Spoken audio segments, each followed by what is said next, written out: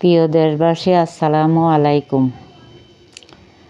ভাই, মেয়েরা ভোট চাইতে যা সবারই অধিকার আছে। ছেলে মেয়ে সবাই ভোট চাইতে যাইতেই পারে, বলতে পারে, বুঝাইতে পারে, সমস্যা নেই। সবাই মিলে ঝিলে যাবে, কাজ করবে, এটাই নিয়ম। কিন্তু কিছু লোক মেয়েদের উপর হামলা করতেছে, নির্যাতন করতেছে, মেয়েদের গায়ে হাত তুলতেছে, পেটে লাথি মারছে, গর্ভবতী পেটে। ভাই, এগুলো আমরা একটুকু শুনে পছন্দ করি না। ওদেরকে আমরা ঘৃণা জানাই, ধিক্কার করি।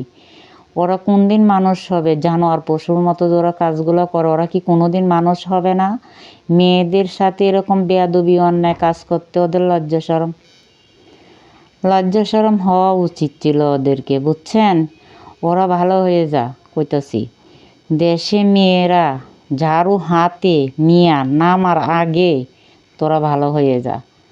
তোরা যখন এরম অন্যায় করতে করতে করতে করতে দেশে পাপ অতিরিক্ত করে ফেলবে, তখন বাংলাদেশের মেয়েরা কিন্তু রাস্তায় নামবে একদিন।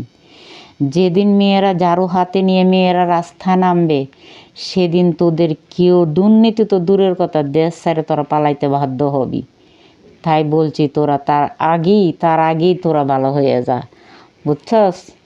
অমানুষের মতো কাজ করতে একবার বিবেকে বাজাবি। একটা মেয়েকে অপমান লাঞ্ছিত করা মানে তোর ঘরের মা বোনকে করা একই কথা। তোর এত বুড়ির প্রয়োজন, এত ক্ষমতা যাইতে হবে মায়েরে দূরে কাটতে হলো কেন রে ভাই?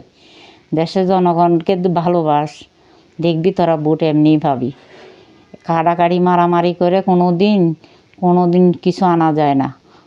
জোর করে সব কিছু পেলেও মানুষের মন জয় করা যায় না, মানুষের ভালোবাসা কোনো দিন পাওয়া যায় না। তোরা এমন কিছু কাজকর্ম করতেছস, আস্তে ধীরে ধীরে ধীরে ধীরে তোরা নিচের দিকে যাইতেছস। দেশের জনগণ কি এখন বোকা? ওরা এখন সব কিছু দেখতে পায়, বুঝছো? সবাই ভালো হয়ে যাইস, ভালো থাকো, আল্লাহ হাফিজ। আমার ভিডিওটা একটু শেয়ার করে দিই।